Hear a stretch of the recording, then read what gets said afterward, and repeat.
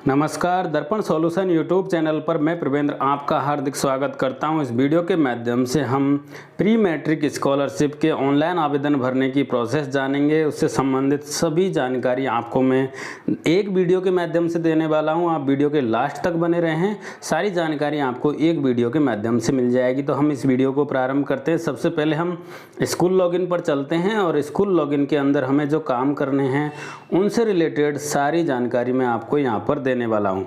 तो स्कूल पर हमें जो काम करने हैं उसके बाद में हमें जो स्कॉलरशिप पोर्टल है उस पर जाकर जो काम करने हैं और जहाँ जहाँ समस्या आ रही है उन समस्याओं को किस तरह से हम सॉल्व करेंगे, उसके लिए हमें क्या करना होगा, ये सारी जानकारी इस वीडियो के माध्यम से आपको मिलने वाली है। तो आप भी लास्ट तक देखें, कहीं भी स्किप नहीं करें, सारी जानकारी आपको इस वीडियो के माध्यम से मिल जाएगी। अगर आप स्किप करेंगे तो आप बीच में उन समस्याओं के समाधान को छोड़ जाएंगे तो फिर आपको समस्या आ सकती है, इसलिए आप लास्ट तक ज़रूर देखें।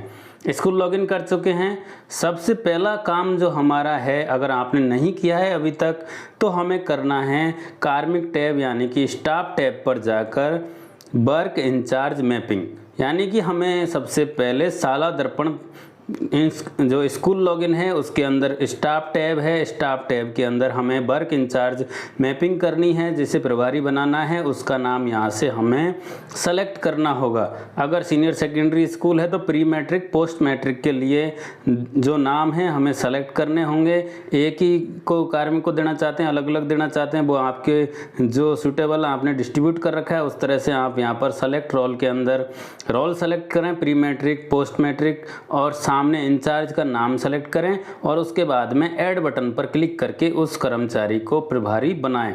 तो ये सबसे पहले काम हमें करना है। जैसे हमने राजश्री इंचार्ज बनाया उसी तरह से यहाँ पर प्री मैट्रिक इंचार्ज और पोस्ट मैट्रिक इंचार्ज अपडेट करने का मॉड्यूल है। इस मॉड्यूल के माध्यम से हमें जिस कर्मचारी के पास चार्ज है उसका नाम यहाँ से सेलेक्ट करना है और सामने सेव करना है। पहले जो समस्या आ रही थी कि एक कर्मचारी को दो नामों में अपडेट कर रहे थे या दो स्कीमों में अपडेट कर रहे थे, वो सॉल्यूशन हो चुका है। तो हम यहाँ पर ऐड कर सकते हैं।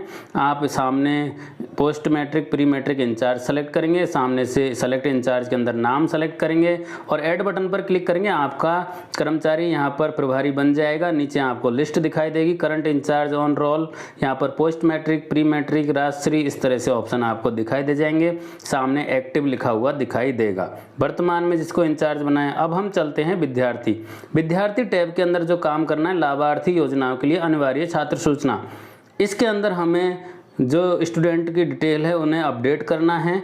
तो हम यहाँ पर क्लिक करेंगे। क्लिक करने के बाद में इस तरह का इंटरफेस हमारे सामने खुलेगा। सत्र यहाँ पर ऑटोमेटिक फिल आएगा। क्लास सेलेक्ट कर लेंगे, सत्र सेलेक्ट सेक्शन सेलेक्ट करते हुए 100 स्टूडेंट पर क्लिक करेंगे। सबसे पहले PCTS कार्ड की डिटेल का ऑप्शन है, ये स्कॉलरशिप में हमें अनिवार्य नहीं है। इसके बाद हम स्कॉलरशिप के लिए BPL कार्ड की एंट्री करेंगे। उसके बाद फैमिली एनुअल इनकम अपडेट करेंगे। EWS अगर है तो EWS income, clean occupation cleaning application वाले हैं, एक्स सर्विसमैन कैटेगरी के हैं। तो इस तरह से हमें जो जो स्कॉलरशिप की कैटेगरी हैं उनसे रिलेटेड जो स्टूडेंट की अपडेट है वो कर लेना है। यहाँ पर आप जैसे जैसे क्लिक करेंगे सामने ऑप्शन आ जाएंगे। हमने फैमिली एनुअल इनकम का ऑप्शन आपको सेलेक्ट किया है और सामने एनुअल इनकम अपडेट करने का ऑप्शन आ रहा है, स्टूडेंट का नाम आ रहा है। सामने हम यहाँ पर जो एनुअल इनकम है उसको भरेंगे और सामने आपके सेव बटन आ रहा है तो सेव कर दें, और अगर अपडेट आ रहा है तो अपडेट बटन पर क्लिक कर दें। अपडेट पर क्लिक करते ही हमारा जो डाटा है वो सेव हो जाएगा। अगर आप पहली बार भर रहे हैं तो सामने सेव बटन आपको दिखाई दे रहा है, वहाँ सेव क्लिक करके भी आप ये डाटा सेव कर सकते हैं। तो इसी तरह से यहाँ पर BPL card entry, family annual income entry और EWS कार्ड एंट्री और क्लीनिंग ऑक्यूपेशन एंट्री, उसके बाद में OBC कैटेगरी एंट्री और एक्स सर्विसमैन कैटेगरी एंट्री की यहाँ पर हम एंट्री कर लेंगे। सबसे नीचे एक्स सर्विसमैन का ऑप्शन है, यहाँ पर हमें दो ऑप्शन दिखाई देंगे। अगर उनके अंदर स्टूडेंट आता है तो उसको सेलेक्ट करते हुए एक्स सर्विसमैनों के लिए जो स्कॉलरशिप दी जाएगी उनके स्टूडेंटों के लिए उसकी एंट्री भी हम यहाँ पर करेंगे। अब वापस चलते हैं विद्यार्थी टैब में। हम प्रपत्र 9, अब प्रपत्र 9 के अंदर हमें जो मेन अपडेट करना है वो आप यहाँ पर देख लीजिए। हम यहाँ पर सत्र सेलेक्ट कर लेंगे। सत्र के बाद में जो क्लास है उसको सेलेक्ट कर लेंगे। उसके बाद में सेक्शन सेलेक्ट कर लेंगे। गो बटन पर क्लिक करेंगे। आप यहाँ पर पहले काम कर चुके हैं प्रपत्र 9 में। हम जैसे इसको ओपन करते हैं सामने रजिस्टर हमको दिखाई देगा, यानी कि जिस स्टूडेंट के एडिट करना है, जो अपडेट करना है डाटा, उसको रजिस्टर पर क्लिक करेंगे। और रजिस्टर पर जैसे क्लिक करेंगे हमारे सामने फॉर्म ओपन होगा। इसमें स्टेप बाय स्टेप हमें आगे बढ़ना है। फर्स्ट पेज के अंदर हमें स्टूडेंट का डे स्कॉलर जो है वो अपडेट करना है। अगर स्टूडेंट डे स्कॉलर है तो डे स्कॉलर पे सेलेक्ट करना है, और हॉस्टल में रहता है तो हॉस्टलर सेलेक्ट करना है। इससे नीचे यहाँ पर आधार की डिटेल, जन आधार की डिटेल अपडेट करने का ऑप्शन भी है। स्टूडेंट का आधार कार्ड ऑथेंटिकेशन यहाँ से कर सकते हैं और स्टाफ विंडो से भी कर सकते हैं। 9th और 10th के स्टूडेंटों के लिए जन आधार कार्ड ऑथेंटिकेशन होना ज़रूरी है। जिन स्टूडेंट के ऑथेंटिकेट नहीं हुआ है वो अप्लाई नहीं कर सकते। डे स्कॉलर का आप यहाँ पर कर सकते हैं। और ये जब पेज आप यहाँ पर काम कर रहे हैं तो आपको सबसे नीचे जाकर इस पेज को सेव करना होगा। अगर सेव नहीं होता है तो आप ऊपर देखें, क्लास के सामने अध्ययनरत और पास, इस तरह की एंट्री आपने खाली छोड़ी हुई होगी, उसे आप सही सेलेक्ट करें और सही सेलेक्ट करके नीचे सेव एंड नेक्स्ट बटन पर क्लिक करें। इस तरह से अगले पेज पर जहाँ एड्रेस लिखा हुआ दिखाई देता है वहाँ तक हमें पहुँच जाना है। और ये सारा काम स्कूल लॉगिन पर करना है। अब हमने इंचार्ज बना दिया है, हम चलते हैं स्कॉलरशिप पोर्टल पर। हमें शाला दर्पण होम पेज पर स्कॉलरशिप पोर्टल दिखाई देगा। इस स्कॉलरशिप पोर्टल को हमें ओपन कर लेना है। ओपन करके हमें यहाँ पर सारी डिटेल दिखाई देंगी। यहाँ पर हमारे जो एप्लीकेशन प्रोसेस प्री मैट्रिक है, जो ओबीसी 6 से 8, ओबीसी 9 से 10 स्कीम के लिए चालू हो चुका है। SC ST 6 से 8 पहले से चल रहा है और SC ST 9 से 10 भी अब चालू हो चुका है, जिसकी लास्ट डेट 10 अक्टूबर है। 10 अक्टूबर तक हमें ये फिल करने हैं। यहाँ पर हमने लॉगिन बटन पर क्लिक किया है जो कि राइट हैंड की तरफ सबसे ऊपर है। अब हम यहाँ पर इंचार्ज के लिए लॉगिन करेंगे। इंचार्ज लॉगिन करने के लिए इंचार्ज की स्टाफ विंडो ID हमें भरनी है। इंचार्ज का स्टाफ विंडो का पासवर्ड हमें भरना है। और उसके बाद में स्कूल का जो इसको शाला दर्पण ID है वो बीच में हमें भरनी है। ऊपर ही ऊपर स्टाफ विंडो की ID, फिर स्कूल की ID, और उसके बाद में पर्सनल जो स्टाफ विंडो के पासवर्ड हैं कर्मचारी जो हमने इंचार्ज बनाया है डालते हुए यहाँ पर लॉगिन बटन पर क्लिक करेंगे तो हमारा इस तरह से लॉगिन हो जाएगा। आपको स्कॉलरशिप इंचार्ज लॉगिन का ऑप्शन दिखाई देगा। आप स्कॉलरशिप टाइप सेलेक्ट करें। वर्तमान में प्री मैट्रिक ही चल रहा है इसलिए हम प्री मैट्रिक सेलेक्ट कर लेंगे। सत्र यहाँ पर सेलेक्ट करते हुए प्री मैट्रिक सेलेक्ट कर लेंगे क्योंकि अभी पोस्ट मैट्रिक के स्टार्ट नहीं हुए हैं। प्री मैट्रिक में भी MBC SBC के स्टार्ट नहीं हुए हैं। OBC SC ST के फॉर्म स्टार्ट हो चुके हैं। फ्रेश स्कीम अप्लाई पहला ऑप्शन है, दूसरा रिन्यूअल स्कीम अप्लाई है, तीसरा लॉक स्टूडेंट है। तो 3 ऑप्शनों पर हमें काम करना है। फ्रेश वो स्टूडेंट होंगे जो पहली बार फॉर्म भर रहे हैं, रिन्यूअल में वो होंगे जो पहले भर चुके हैं। इस तरह से हम यहाँ पर फ्रेश पर क्लिक करेंगे, सत्र सेलेक्ट करेंगे, हमारे सामने स्कीम दिखाई देंगी। जिस स्कीम पर आपको काम करना है 6 से 8, 6 से 8, 9 से 10 जो भी आप करना चाह रहे हैं, SC ST 6 से 8 SC ST, 9 से 10 ST SC, OBC 6 से 8 जो भी आप काम करना चाह रहे हैं उसको सेलेक्ट करें और 100 स्टूडेंट पर क्लिक करें। ये काम हमें करना है। हम स्कीम सेलेक्ट कर लेंगे। यहाँ पर 21 सितंबर से 10 अक्टूबर का टाइम दिखाई दे रहा है। 100 स्टूडेंट हमें यहाँ पर दिखाई दे रहा है। हम 100 स्टूडेंट पर क्लिक करेंगे, यानी हमारे 10 अक्टूबर तक भरे जाएंगे। जैसे हम यहाँ पर क्लिक करेंगे टोटल एलिजिबल स्टूडेंटों की संख्या दिखाई देगी, टोटल वेरीफाइड स्टूडेंटों की संख्या दिखाई देगी, पेंडिंग जो होगा वो पेंडिंग यहाँ पर दिखाई देगा, टोटल लॉक स्टूडेंट दिखाई देंगे, रिजेक्टेड स्टूडेंट यहाँ पर दिखाई देंगे। तो इस तरह से सारा जो टेबल है उसमें सारी डिटेल हमें दिखाई देंगी। हमें फॉर्म ओपन करने के लिए जो संख्या लिखी हुई है उस संख्या पर हम क्लिक करेंगे तो हमारे स्टूडेंटों के नाम नीचे आ जाएंगे। एलिजिबल पर क्लिक करेंगे तो सारे एलिजिबल आ जाएंगे, पेंडिंग पर क्लिक करेंगे तो पेंडिंग आ जाएंगे, वेरीफाइड पर क्लिक करेंगे तो वेरीफाइड आ जाएगा। तो यहाँ पर संख्या जो है उन संख्याओं पर हमें क्लिक करना है। अब यहाँ पर टोटल एलिजिबल स्टूडेंट हमारे सामने दिखाई दे रहे हैं। जो स्टूडेंट योग्य नहीं है उसका फॉर्म हम सामने से रिजेक्ट कर सकते हैं। रिजेक्ट बटन नीचे दिया गया है, कारण लिखेंगे और सामने रिजेक्ट बटन हम दबा देंगे। अब हम व्यू एप्लीकेशन के अंदर एक ओपन करके देख रहे हैं फॉर्म। आधार कार्ड ऑथेंटिकेट है, राइट का निशान आ गया। जनाधार कार्ड ऑथेंटिकेट है, राइट का निशान आ गया।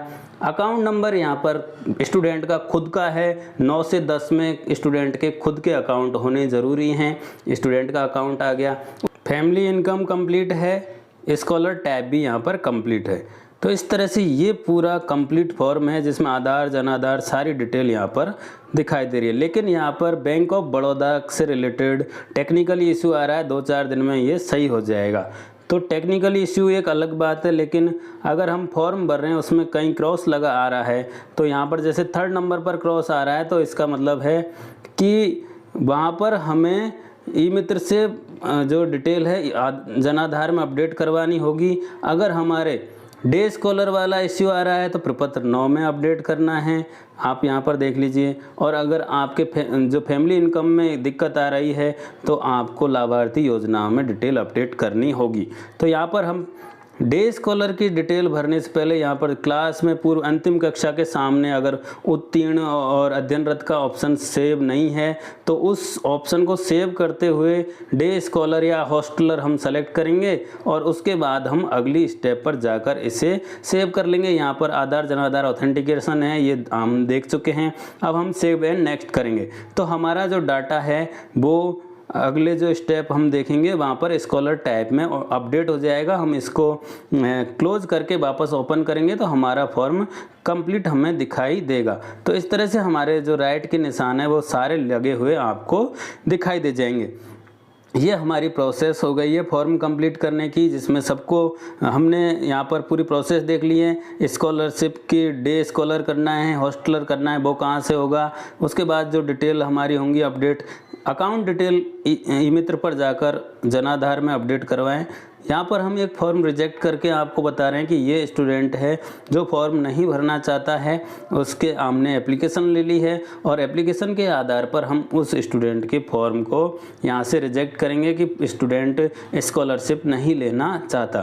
तो हमने यहाँ पर कारण लिख दिया है। कारण लिखने के बाद में नीचे रिजेक्ट बटन है, उस रिजेक्ट बटन पर हम क्लिक करेंगे तो हमारा ये फॉर्म हमें रिजेक्ट कर देंगे, क्योंकि जो स्टूडेंट के फॉर्म हम नहीं भरेंगे उनके ऑटोमेटिक आगे दिक्कत कर सकते हैं। इसलिए जो स्टूडेंटों के फॉर्म हम भर रहे हैं उनको तो हम फॉरवर्ड कर देंगे, लेकिन जो नहीं भर रहे हैं उन्हें हमें यहाँ से हटाना भी होगा। उसका कारण लिखते हुए हम इन फॉर्मों को यहाँ से हटा देंगे। अब हम यहाँ पर प्री मैट्रिक ओबीसी का सेलेक्ट करते हुए अपन सामने फॉर्म ओपन कर रहे हैं और फॉर्म ओपन होने के बाद में इस तरह से आधार ऑथेंटिकेशन होना ज़रूरी है, जनाधार ऑथेंटिकेशन होना ज़रूरी है, हमारे बैंक डिटेल अपडेट होना ज़रूरी है। 6 से 8 के जो स्टूडेंट हैं उनके अकाउंट नंबर माता के जो जनाधार में अपडेट हैं उससे अपडेट हो जाएगा, लेकिन अगर स्टूडेंट 9 और 10 का है तो उसके लिए हमें उस स्टूडेंट का खुद का जनाधार में अकाउंट अपडेट कराना होगा। यहाँ पर आप देख लीजिए स्कूल लॉगिन पर फैमिली डिटेल हमें अपडेट करनी है, फैमिली एनुअल इनकम डिटेल। तो हम फैमिली एनुअल इनकम पर जाएंगे और यहाँ पर हम सेलेक्ट करेंगे। सेलेक्ट करने के बाद हमारे सामने स्टूडेंट दिखाई देंगे और स्टूडेंट के नाम के सामने हमें उसकी एनुअल इनकम भरते हुए सेव कर देना है, अगर पहली बार सेव कर रहे हैं। अगर हम दोबारा सेव करते हैं सामने अपडेट आता है तो अपडेट पर हम क्लिक करके सेव कर देंगे। हम यहाँ पर एक खास बात है कि स्कॉलरशिप पोर्टल और साथ ही साथ स्कूल लॉगिन एक साथ एक स्क्रीन पर खोल सकते हैं। यहाँ पर इस तरह से हम यहाँ पर खोल सकते हैं, ये आप एक साथ काम कर सकते हैं। जहाँ जहाँ स्टूडेंटों की दिक्कत आ रही है तुरंत स्कूल लॉगिन पर जाकर उसे अपडेट करते चलें। इस तरह से जो स्कॉलरशिप प्रभारी हैं वो ये सारी चीज़ चेक करते हुए आगे फॉर्म को अप्लाई करेंगे। बैंक ऑफ बड़ौदा में अभी दिक्कत आ रही है, बाकी बैंकों से रिलेटेड जो एप्लीकेशन है वो आगे फॉरवर्ड हो रही हैं। तो बैंक ऑफ बड़ौदा की कुछ दिनों में ये डिटेल अपडेट हो जाएगी। यहाँ पर जैसे ही हम अप्लाई पर क्लिक करेंगे, एक फॉर्म हमने खोला है और अप्लाइड सक्सेसफुली हमारे सामने आ गया है। तो इस तरह से प्री मैट्रिक में SC ST OBC के फॉर्म अप्लाई होना चालू हो गए हैं और हमें जो पात्र स्टूडेंट हैं उनके फॉर्म अप्लाई करने हैं और जो स्टूडेंट अपात्र हैं या नहीं लेना चाहते उनके फॉर्मों को हमारे पोर्टल से हटाना है। अब हम 3rd ऑप्शन पर लॉक जो स्टूडेंट है उस पर जाकर देखते हैं तो हमारा जो हमने एक फॉर्म अप्लाई किया है वो हमारा यहाँ पर दिखाई देगा, स्कॉलरशिप अमाउंट भरी हुई दिखाई देगी। सामने रिमूव बटन आता है, इस रिमूव बटन से हम इस स्टूडेंट को हटा भी सकते हैं। ये लॉक एप्लीकेशन का है। हम यहाँ पर रिन्यूअल एप्लीकेशन पर जाएंगे तो रिन्यूअल के अंदर वो स्टूडेंट शो होंगे जिनके पिछले साल फॉर्म भरे गए थे। जो स्टूडेंट पिछले साल पोर्टल पर थे और उनके फॉर्म भरे गए थे, pre matric scholarship OBC student यहाँ पर सामने दिखाई देगा और इनको हम यहाँ से अप्लाई कर सकते हैं। लेकिन डिटेल इनकी यहाँ पर अपडेट होनी चाहिए। आधार card authenticate, Jan Aadhaar card authenticate, bank की डिटेल जन आधार में अपडेट होनी चाहिए। इस तरह से हमें ये सारा काम करना है। तो जैसे जैसे हम ये काम करते जाएंगे हमारा जो पोर्टल है उसमें हमारे जो स्टूडेंट हैं वो अगले स्टेप पर पहुंच जाएंगे। इसमें 2 स्टेप ही हमें फॉलो करनी है, पहले अप्लाई करना है और सेकंड में लॉक करना है। तो इस तरह से हम यहाँ पर ये देख रहे हैं जो वेरीफाई किया है हमने student, total student verify by school पर क्लिक किया है। सामने एक संख्या आ रही थी उस पर हमने क्लिक किया, स्टूडेंट का नाम आ गया। हम फॉर्म को व्यू करके देख रहे हैं, फॉर्म ओपन हो गया। यहाँ पर हमारी सारी डिटेल हमें दिखाई दे जाएगी। तो इस तरह से हमने जो फॉर्म भरा, वेरीफाइड स्टूडेंटों की संख्या हमारे सामने आ जाएगी और उस पर क्लिक करते ही हम फॉर्म को ओपन करके भी देख सकते हैं। यहाँ अप्लाइड डेट भी हमें लिखी हुई दिखाई देगी, ऊपर स्टूडेंट की डिटेल आपको दिखाई देंगी और उसके बाद में नीचे अप्लाइड डेट आपको दिखाई देगी। तो इस तरह से ये फॉर्म वो होंगे जिनको हमने अप्लाई कर दिया है। ये वेरीफाइड बाय स्कूल के अंदर आपको दिखाई देंगे। इनमें हमने जो डिटेल भरते टाइम देखी थी वही डिटेल यहाँ पर फॉर्म के अंदर शो होनी चाहिए।